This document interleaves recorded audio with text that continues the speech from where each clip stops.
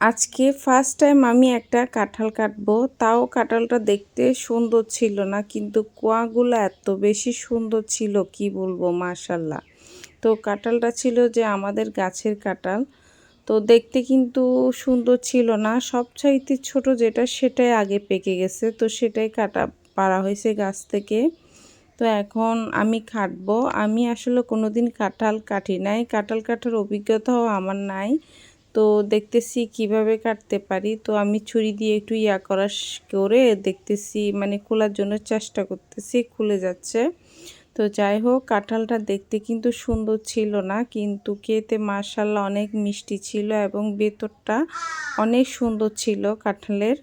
তো যাই হোক, আমি আস্তে আস্তে কাঁঠালগুলো সব বের করে ফেলছি। তো এখানে আসলে কাঁঠাল খুবই কম ছিল, মাত্র কয়েক পিস কাঁঠাল ছিল, 20 ছিল আর কি। তো পুরা কাঁঠালের মধ্যে মনে হয় 20টা মতো বীজ ছিল, কিন্তু খেতে অনেক সুস্বাদু ছিল। আর আমাদের গাছের কাঁঠালগুলো না অনেক বড় বড় কোয়া হয়, যার কারণে মানে একটু কমই থাকে।